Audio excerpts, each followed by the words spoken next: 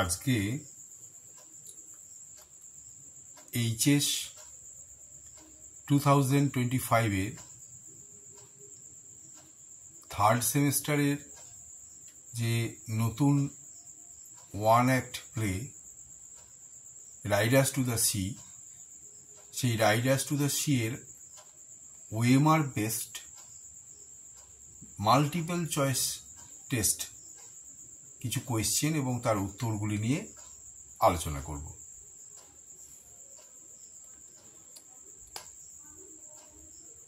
টেক্সটটিকে খুব খুঁটিয়ে পড়তে হবে এবং সহজ প্রশ্নগুলি উত্তর করতে তখনই পারবে যখন প্রতিটি বাক্য এবং শব্দগুলি ডিটেইলড পড়বে। তো কিছু প্রশ্ন মাল্টিপল চয়েস বেসড আমি আলোচনা করছি এবং উত্তরগুলি বলে দিচ্ছি। In which year was the play Riders to the Sea written? কোন সালে এই রাইডার্স টু দ্য সি এই নাটিকাটি লেখা হয়েছিল? যারা আমার আগের ভিডিও দেখেছো সেখানে আমি বলেছিলাম 3টি সাল, 1902, 1903, 1904। 1902 সালে এটি লেখা হয়েছিল, 3 সালে এটা পাবলিশড হয়েছিল এবং 4 সালে এটি মঞ্চস্থ হয়েছিল। 2 নম্বর প্রশ্ন, তাহলে এখানে লেখা হয়েছিল কোন সালে? উত্তরটা কোনটা হবে? 1902, 1902 সালে এটা লেখা হয়েছিল। মাল্টিপল চয়েসে সাধারণত তোমাদের 4টি অপশন থাকবে, যেটি ঠিক সেটি তোমাকে গোল করতে হবে। তো তুমি শুধু উত্তরটা জেনে যাবে, তাহলেই বাকিগুলি আর তোমার জানার প্রয়োজন নেই এবং সেটি বেশি সহজ। বরং মনে রাখার ক্ষেত্রে অন্য যে অপশনগুলি সেগুলি না পড়ে শুধু উত্তরটিই পড়বে এবং মাল্টিপল চয়েসের কোয়েশ্চেন বেশি করে করলে ফিল ইন দ্য ব্ল্যাঙ্কস বা অন্য ধরনের প্রশ্ন তুমি সবই করতে পারবে, অ্যাটেন্ড করতে পারবে। 2 নম্বরের প্রশ্ন 2 নম্বর, how many acts are there in the play riders to the sea? How many act, act মানে অঙ্ক, বিভাগ, নাটকের যে বিভাগ তাকে বলে অ্যাক্ট। তো এই নাটকে কতগুলি অঙ্ক আছে? আমরা জানি এটাকে কি বলা হয়? ওয়ান অ্যাক্ট ড্রামা, একাঙ্ক নাটিকা, one act play, one act tragedy. তাহলে কটি অ্যাক্ট? একটি, 1, 2, 3, 4, 5 যা থাকুক। আর এই প্রসঙ্গে তোমাদের জানা ভালো, পূর্ণাঙ্গ নাটক, সেই নাটকে কতগুলি অ্যাক্ট থাকে? 5 অ্যাক্ট ড্রামা। সাধারণত পূর্ণাঙ্গ নাটক তাতে 5টি অঙ্ক থাকে, আর এটি একাঙ্ক। 3 নম্বর প্রশ্ন, J.M. Sin's Riders to the Sea is considered a one-act comedy, tragedy, farce, tragicomedy। আমি আগেই বলেছি এই নাটিকাটি ট্র্যাজেডি মানে দুঃখের, বিয়োগান্তক নাটিকা, ওয়ান অ্যাক্ট ট্র্যাজেডি, শুধু এটা মনে রাখলেই হবে। এরপরের প্রশ্ন, the play is first performed at the, এই নাটকটি প্রথম মঞ্চস্থ হয়েছিল কোথায়? মলসওয়ার্থ হল, ডাবলিন। ডাবলিনের মলসওয়ার্থ হলে এখানে মঞ্চস্থ হয়েছিল। মলসওয়ার্থ হল, ডাবলিন, শুধু এইটুকুই মনে রাখবে। তার কারণ আরও হয়তো অনেকগুলি অপশন থাকবে, সেগুলো পড়ার প্রয়োজন নেই। The play is set in, এই নাটিকাটি কোথায় কোথায় দৃশ্যগুলি, কোথাকার দৃশ্য? আমি আমার আগের ভিডিওতে বলেছি কোথায়, an island of the west coast of Ireland, আয়ারল্যান্ডের পশ্চিম দিকের একটি দ্বীপ, an island of the west coast of Ireland, আয়ারল্যান্ডের পশ্চিম দিকের একটি দ্বীপ। পরের প্রশ্ন, in the play what natural element heavily influences the family's life?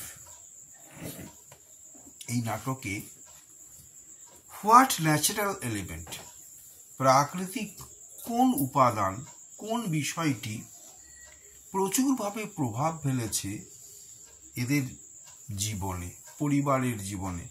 আমরা যে চরিত্রগুলি দেখেছি, মৌরিয়া, ক্যাথলিন, নোরা, মাইকেল, বার্টলে, এই যে পরিবার, এদের কোন প্রাকৃতিক যে অবজেক্ট, ন্যাচারাল এলিমেন্ট প্রভাব ফেলেছে? উইন্ড, রেইন, সি, ফায়ার, চারটি দেওয়া আছে। নিশ্চয়ই অবভিয়াসলি কি উত্তর হবে? সি। বাতাসও একটা প্রাকৃতিক এলিমেন্ট, বৃষ্টিও একটা, ফায়ার আগুন, আর সমুদ্র, সমুদ্র তাদের প্রাণগুলিকে কেড়ে নিয়েছিল, সমস্ত পুরুষদের। এরপরের প্রশ্ন, the word spinning wheel indicates, এই নাটকে কিছু কিছু বস্তু আছে যেগুলি প্রতীক, আক্ষরিকভাবে আমরা এরকম দেখছি। এই আক্ষরিক যে বিষয়টা, অ্যাপারেন্ট যে ভিশন, তার পিছনে একটি আভ্যন্তরীণ অর্থ রয়েছে।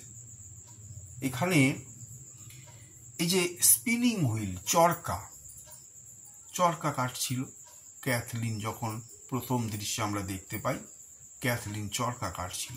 এই চরকা কাটাটা কিসের প্রতীক?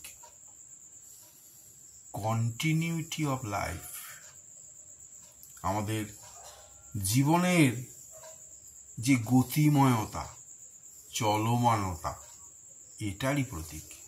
জীবন গতিশীল, একটার পর একটা ঘটনা পরম্পরা চলছে, এই কন্টিনিউটি অফ লাইফ, এটা একটু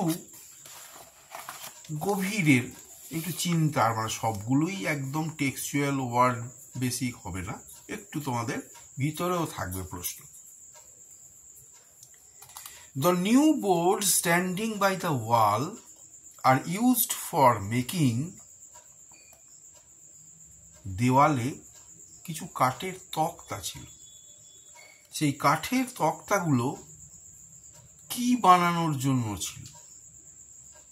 কি বানানো? কাঠের তক্তাতে অনেক কিছু হয়, ফার্নিচার হয়, নৌকা হয়, আবার কফিন, কেউ মারা গেলে সেই শবটাকে বয়ে নিয়ে যাওয়ার জন্য কাঠের তক্তা ব্যবহার করে সেটাকে কফিন বানানো হয়।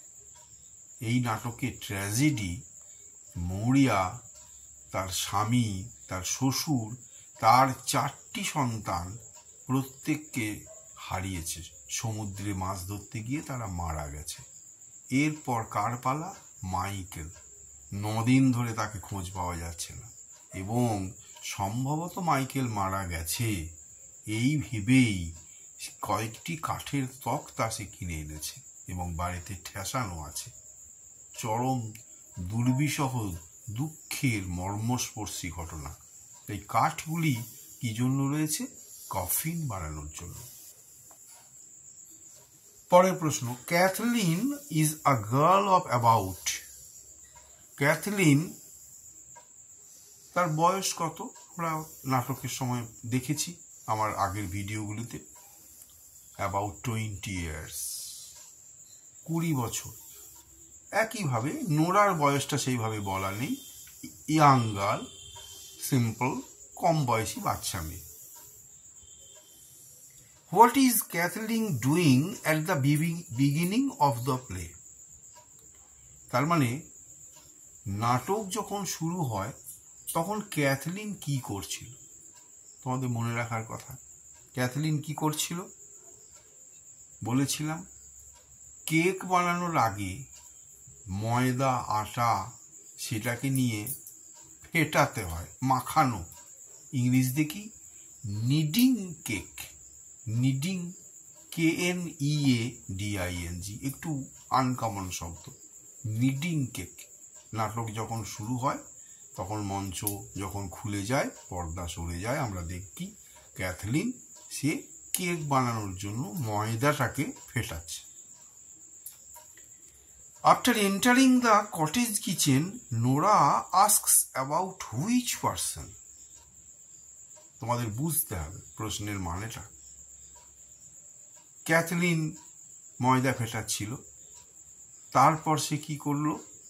হাতটা মুছে সে চরকা কাটতে শুরু করলো। তারপর নোরার প্রবেশ, তার বোন নোরা মাথাটা ঢুকিয়ে তারপর জিজ্ঞাসা করলো, কার কথা জিজ্ঞাসা করলো? হার মাদার বা দেয়ার মাদার, মৌরিয়া। মৌরিয়ার কথাই জিজ্ঞেস করলো, সে কেমন আছে, সে কি করছে। Her mother Maurya, an old ওয়াম্যান।